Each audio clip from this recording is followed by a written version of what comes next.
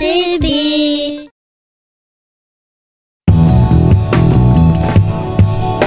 D'océan en océan, de port en port, et d'un bout à l'autre de l'équateur, d'île en île, c'est l'émission qui s'intéresse à l'histoire et à la culture des îles francophones.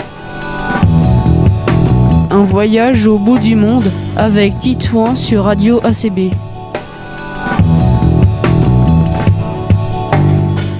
Bonjour à toutes et à tous, c'est Titouan de 6e. Nous nous retrouvons pour une nouvelle émission dédiée aux îles francophones. Je vais débuter sur l'île de la Réunion. Alors, la Réunion de base, c'est une île, mais plus précisément, c'est un gigantesque volcan. Mafat, Salazie, Sillaos sont les trois principaux cirques qui marquent le paysage par leur forme de poire et leur disposition en as de trèfle autour du piton des neiges, donnant à l'île son relief unique. Chacun des cirques est aussi un monde à part avec une morphologie et une histoire qui lui est propre. Le piton de la Fournaise, culminant à 2632 mètres d'altitude, est le volcan actif de l'île, un volcan bouclier qui constitue 40% de l'île dans sa partie sud-est. Un volcan bouclier, Titouan, c'est un volcan caractérisé par des éruptions effusives qui produisent des coulées de lave fluide. Sa forme de cône relativement plate évoque celle d'un bouclier posé sur le sol. Il comporte en général, à son sommet, un large cratère volcanique qui contient parfois un lac de lave.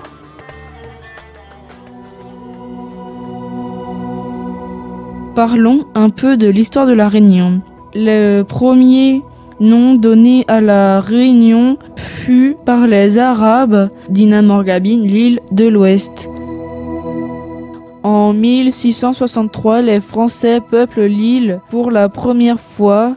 La Réunion reste pourtant une île déserte jusqu'en 1663, date à laquelle 2 colons français de Madagascar se portent volontaires pour peupler ce qu'ils appellent alors l'île Bourbon. Ils sont accompagnés de 10 Malgaches, mais ces derniers s'enfuient rapidement.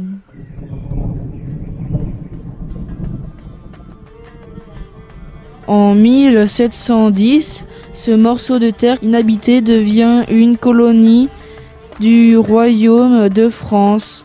Au gré des événements historiques, son nom change sur les maps monde.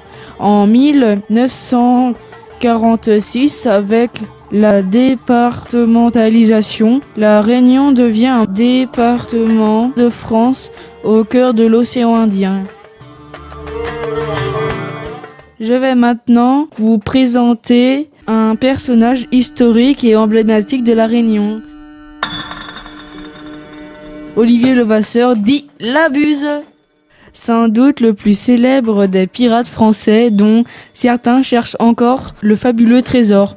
De son vrai nom, Olivier Levasseur, qui a servi dans l'océan Indien à partir de 1720, après avoir fait ses premières armes dans les Caraïbes.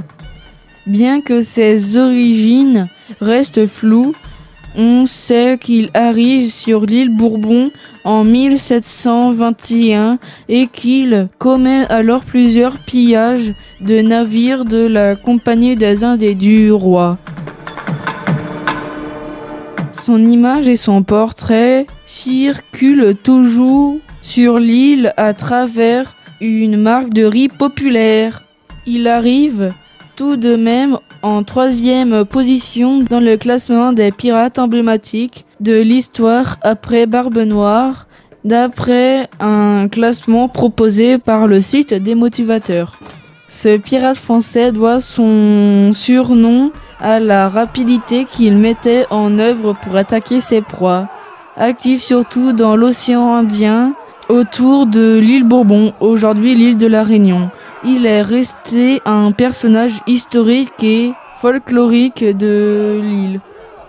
Il aurait laissé des indices mystérieux concernant l'emplacement de son trésor à travers un message qui ne fut jamais décrypté. Ce trésor fait partie du patrimoine culturel de l'océan Indien. Après une période couronnée de succès, il connaîtra une grande défaite. À son retour, la Buse sera jugée pour le pillage et l'incendie de plusieurs navires et il sera pendu sur la place publique le 7 juillet 1730 à Saint-Paul. Sa tombe reconstituée est visible au cimetière marin de Saint-Paul, bien qu'on ne sache pas où repose son corps véritablement. Les sources utilisées pour ce numéro d'Île en Île spécial Réunion sont Wikipédia et miemaou.com. D'océan en océan, de port en port et d'un bout à l'autre de l'équateur, d'île en île, c'est l'émission qui s'intéresse à l'histoire et à la culture des îles francophones.